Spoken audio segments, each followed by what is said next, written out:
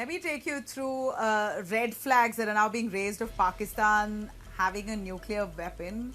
Now, a country that's so irresponsible that brandishes the nuclear card at every drop of a hat, should it really go unchecked? Should the world not take note and possibly initiate a crackdown on a country that literally drops the nuclear card at any given opportunity? Now, Defence Minister Rajnath Singh here has made this pitch, big pitch, for global oversight of Pakistan's nuclear arsenal. Now, speaking out just days after the ceasefire with Pakistan, he's called Islamabad's nuclear threats as irresponsible, urging the International Atomic Energy Agency to step in. In fact, we hear the reasons being, of course, after Operation Sindoor, the multiple talks on Pakistan punching the nuclear weapons surfaced, and this alarmed the United States enough to step in to try and strike a peace deal. Remember, Donald Trump kept saying both India and Pakistan are nuclear countries, they're nuclear armed, and millions of people could die, so therefore we had to intervene. But it was never India who ever boasted about the nuclear weapon we have. It was Pakistan who always threatened that they're going to punch the button if need be, at every given drop of a hat. Now, the last few days, in fact, we saw India carrying out Operation Sindoor, and we were precise. We carried out land, air, and sea strikes, air battles, drone strikes, missile launches. India really pushed deep, hitting their precise terror targets. It was designed to strike at their terror hideouts, terror camps. And when Pakistan, of course, escalated, there were some of the Pakistan military bases that were also attacked. It was a very strategic attack that India carried out after Pakistan showed aggression. Now, here's the pattern. We're looking at Pakistan threatening a nuclear war at the first sign of pressure, which is scary.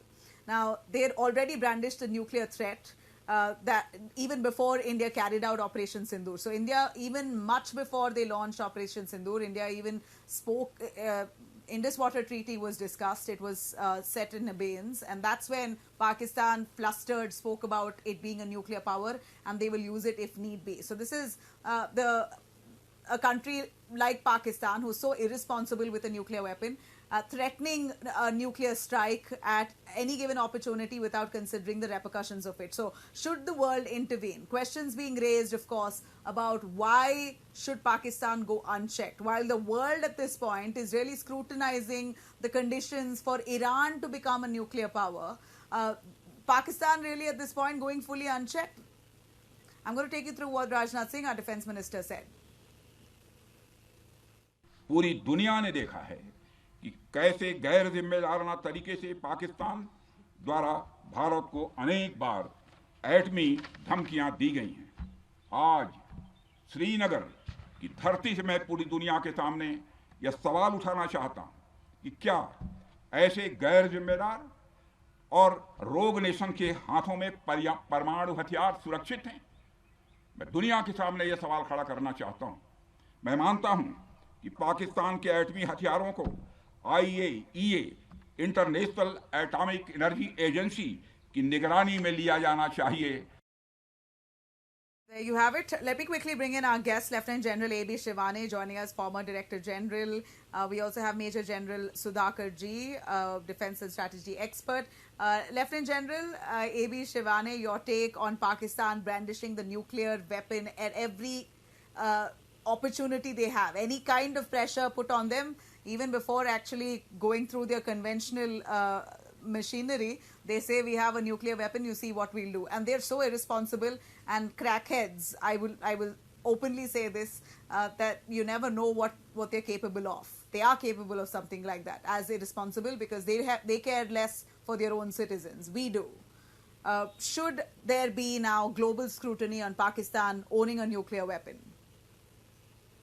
Thank you for getting me on the show, firstly.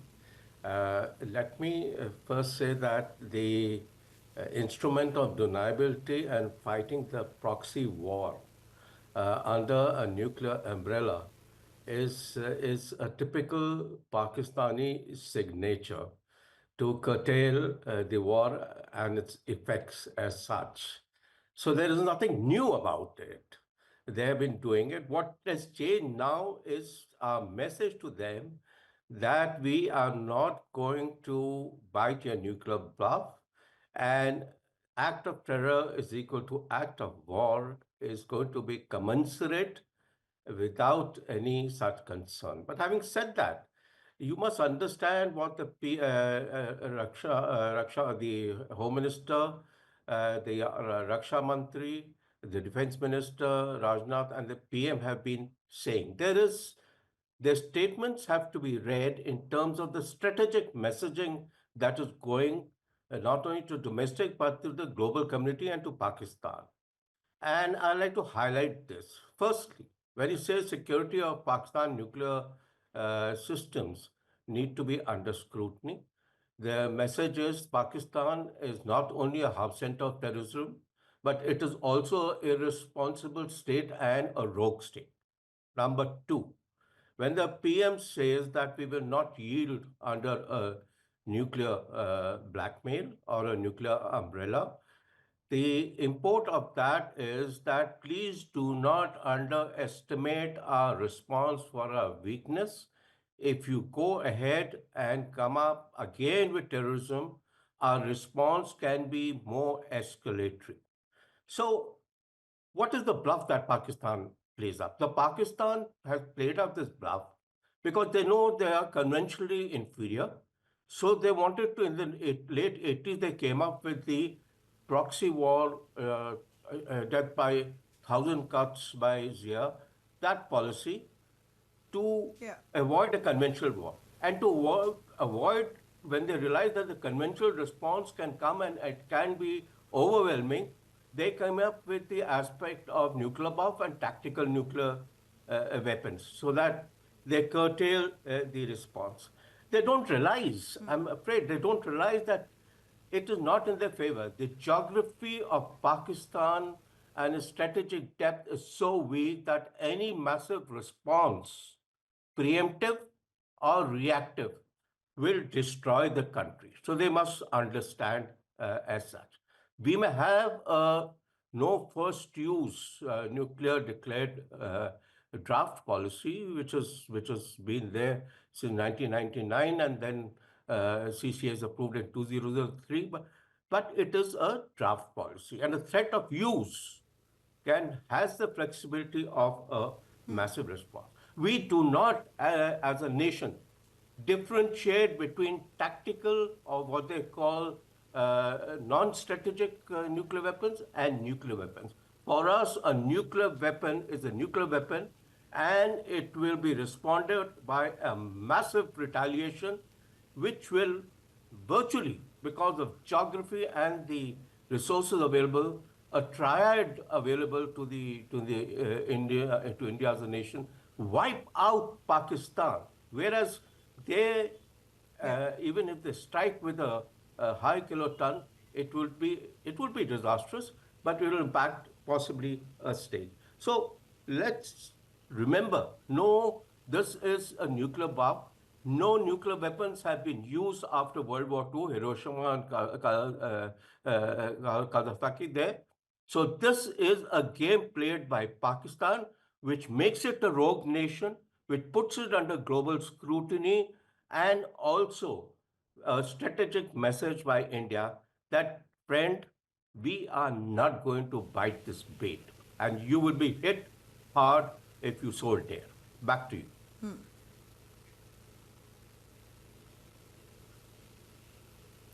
You know, I'd like to also bring in our guest there. If sir, if you could give me a little sense on what the world really sees Pakistan to be. Where, of course, at this point we know many accounts coming in about Pakistan losing this battle with India. Their firepower really failed before us, and now with very limited arsenal, it seems like the nuclear weapon is their only best bet or their best choice.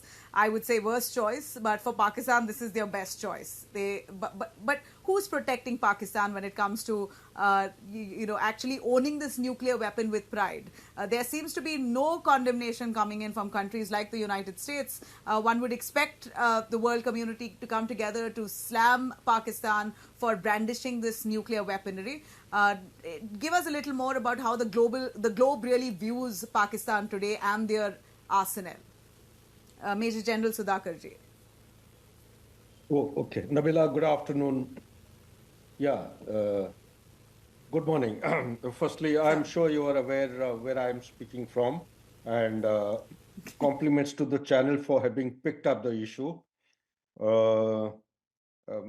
Compliments to the very distinguished senior panelists whom I regard and respect from the core of my heart. He deserves to have the last say. But there are a couple of issues which you have made out in your narrative in the preamble. First and foremost thing, how does the world look at Pakistan in the present context? Pakistan has lost its relevance. I have been traveling from Middle East to Europe and from there to USA. These are all spontaneous kind of responses based on social media manipulated data and information. Europe is going along in favor of Pakistan. They do not understand the perspective of India at all. America is, as you know, the Western media is Western media, driven by New York Times, couple of other platforms that you are aware of. That is primarily because our information warfare vertical is inconsistent, incoherent, and it is needs to be made formidable and strong. That this is an issue which government of India would do good if they take it seriously. We tackle information warfare as very lightly, very casually, but it's a very serious thing in 21st century that has to be taken up seriously. Now, coming to the core issue, IAEA. Given the fact that Pakistan is a rogue state, it's an irresponsible country, the world doesn't take it seriously. Let's take our mind back to its genesis, creation. Many of us, because of lack of information, Nabila, you will bear me out, correct information, correct foundational historical data and perspective, we tend to take our mind back to a point of Jinnah, Liaquat Ali Khan, two nation theory, two religions, two languages. Okay, nobody has seen it beyond this perspective of the aspects which I have just conveyed. There is a book written, name of the book is The Untold Story of Partition. If I recall correctly, it is an Indian diplomat, Mr. Ambassador Narendra Sarila. That book gives out very specific details as to why Pakistan actually came into existence. So that is one part, because the batons were being changed from UK to USA. They needed a strategic base to actually prevent expansion of sphere of influence of Soviet Union towards the Persian Gulf to the oil fields, as also the warm waters of Arabian Sea. And they wanted to have, by virtue of the geostrategic importance of this subcontinent, they wanted to have a foothold so that they continue to extend their outreach to southeast, to far east, and other places as also dominate Indian Ocean region. This we have lost sight of. This needs to be revisited by agencies and media platforms like you. But coming to the issue that what has happened in past 4, 5, 7 days, let's say 7th of May till 10th or 11th of May, and sudden the same USA, which was trying to wash off its hands 48 hours prior, saying it is all between Pakistan and India. 48 hours later, the Vice President of USA goes to USA, makes a call to our Honorable Prime Minister Narendra Modi, and tells him that things are out of control. So where was the control? Who had the control? So the question that comes up is basically answered by your query. I read a paper by Rand Commission a couple of years back. In that paper, it had given out to activate a nuclear missile, you have to go through 21 steps. Now, in case of Pakistan, all the 21 steps are not handled by Pakistan. A nuclear weapon is always handled by a nuclear command authority, NCA. The final 3 steps are dominated and controlled by USA. This may not be known to many of us. So this is one part I want to clarify. Second thing is, IAEA is an international agency which has got governing power or surveillance power, monitoring power over the civil nuclear institutions and establishment, not on the nuclear weapon at all. Pakistan, as on today, has got some civil nuclear facilities over which the IAEA has got governing rights. So they are authorized. So while making this statement, by no means am I Yeah. discounting to the plea made by our Honorable Defence Minister. All I would say is that, yes, there is a requirement for global intervention. Yeah. We cannot let it lose the way it is actually, being handled in Pakistan. Left hand doesn't know the right hand. The Prime Minister of Pakistan is supposed to be the chairperson of the National Command Authority of the nuclear arsenal. Prime Minister being who he is, the chief of the army staff is there, the Right. president is also a member. The either of the hands, they don't know who's controlling, who's got to press the button. More than that, is that these nuclear weapons Yeah. in Pakistan, given the turn of events that have happened in past 7 to 10 days' time, the question that comes to a common man's mind is that who is controlling the weapons of Pakistan, nuclear weapons? Is it America? Or is it Pakistan? Or is it the rogue state? Also be mindful of the fact, Nabila, that consequent Right. to So that's legitimization on of that the very non-state actors in interesting. Afghanistan, two lines, Afghanistan, Syria, and Bangladesh, there is a grave danger that the non-state actors who are predominantly operating in Pakistan, also there is a huge vulnerability of these nuclear arsenals falling into their hands. So if that happens, the wind is always blowing from west to east. India is Right. going to be the nation state which will be bearing the brunt of Yeah. radiation. Therefore, this call has been made rightly by the defense minister. It may not be IAEA, Absolutely. it could be some other agency at the global level which should Right. intervene, take stock of the weapons in the Pakistan. Back to you, Nabila. Right. Let's hope that happens soon, sir. Thank you very much. I really appreciate both of you for joining us on that.